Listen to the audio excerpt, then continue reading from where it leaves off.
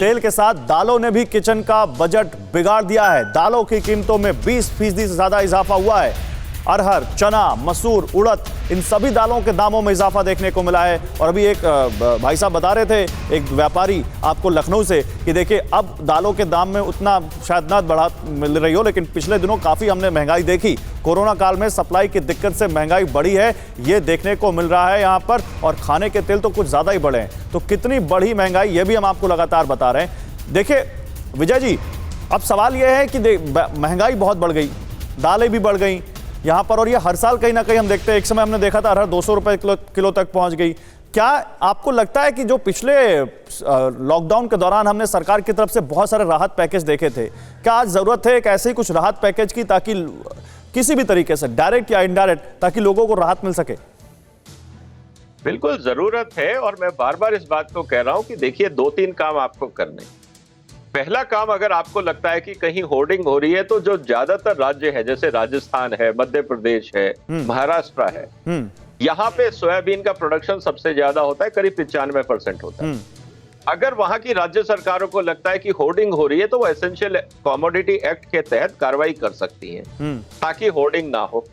दूसरी बात रही कस्टम्स ड्यूटी की। अब किसान नेताओं को पसंद हो या ना हो, आपको ये डिसीजन लेना होगा कि हमें 4 महीने के लिए कस्टम ड्यूटी कम करनी है, क्योंकि कंज्यूमर मर रहा है। तीसरी बात, हमारे जो किसान नेता किसानों के हितैषी हैं, तो जो भी किसान अपनी फल सब्जी नहीं बेच पा रहा है, तो इन किसान नेताओं को उनसे सब्जी लेके कंज्यूमर के यहाँ पे दुकान लगानी चाहिए, अपना किसान बाजार लगाना चाहिए, ताकि किसान को भी पैसा मिले और कंज्यूमर को भी सस्ते दाम पे फल सब्जियां मिले। अच्छा ठीक है, कार्रवाई करनी, ये हो गई, ये हो गया खाने पीने की चीजों के बारे में। लेकिन जो चीजें इस पर भी असर डालती है, जिसकी महंगाई, वो है डीजल की महंगाई, माल भाड़ा जिससे बढ़ता है, पेट्रोल की महंगाई जिससे आम आदमी को पिंच होता है। इस पर भी बात करते हैं। क्या ये माने विजय जी, सरकार की मजबूरी भी हमें समझनी पड़ेगी कि लॉकडाउन में इंडस्ट्रियल एक्टिविटीज कम है, टैक्सेस से कमाई सरकार की कम हो रही है, इसलिए सरकार चाहकर भी पेट्रोल डीजल से एक्साइज ड्यूटी नहीं कम कर पाएगी, या राज्य सरकारें वैट नहीं कम कर पाएंगे, और ये रेट अगर ऐसे बढ़ेगा क्रूड का दाम, तो लोगों को झेलना पड़ेगा? देखिए, उसको भी आप आसानी से कंट्रोल कर सकते हैं। अगर मान लीजिए पहले डीजल का रेट था 60 रुपए और आज हो गया 90 रुपए, तो 50% रेट बढ़ा ना।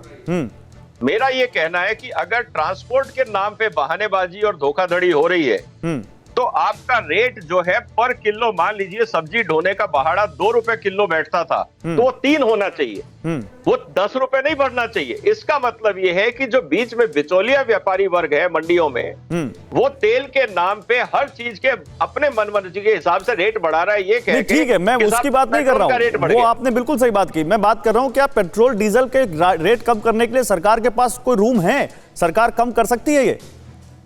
देखिए, कम होगा जैसे जैसे इकोनॉमिक एक्टिविटी बढ़ेगी। आपके इस समय खर्चे पूरे बढ़े हुए हैं, आपको पूरा का पूरा मेडिकल इंफ्रास्ट्रक्चर और हेल्थ केयर पे बहुत ज्यादा खर्चा करना पड़ रहा है। और सरकार का अगर आप बजट उठा के देखें, आपका सारे बजट के अंदर 5% सिर्फ इतना गुंजाइश है जिसको आप डिस्क्रिशनरी इन्वेस्टमेंट कर सकते हैं। अगर आप टाइम दे तो मैं 1 मिनट में आपको बता देता हूं कि सरकार के कितने खर्चे हैं। देखिए, देश में जितना, मान लीजिए आज 1 रुपए अगर हम कमाते हैं टैक्स के माध्यम से, जो मैं बजट की बात कर रहा हूं, उसमें से 20 पैसे हम दे देते हैं, 20% हम दे देते हैं जो पुराना लोन लिया हुआ है भारत सरकार ने, उसके ब्याज पे। 8% जाता है डिफेंस में, 9% जाता है सब्सिडी में, करीब 26%, 10% जाता है, 26% में से 16% जाता है स्टेट को टैक्सेस, और जो फाइनेंस कमीशन की रिकमेंडेशन है वो 10% और जाता है स्टेट को, मतलब 26% स्टेट को जाता है। आपका जो पेंशन फंड है वो 6% है, आपके जो सेंट्रल स्पॉन्सर्ड स्कीम है वो 9% है, सेंट्रल सेक्टर की जो स्कीम्स है वो 13%, और जो अदर एक्सपेंडिचर है, जो आप जैसे अब कोरोना काल में आपको जरूरत पड़ गई, कहीं आपको फ्लड में जरूरत पड़ गई, कहीं आपको आपदा राहत में जरूरत पड़ गई, वो आपके पास मात्र 10%। अगर आप महंगाई कम भी कर देंगे और टैक्सेस भी आप कम कर देंगे, तो मैक्सिमम आपको अगर देश चलाना है तो आप 5% कम कर पाएंगे। फिक्र आपकी, सोमवार से शुक्रवार रात 9 बजे सिर्फ TV9 भारतवर्ष पर।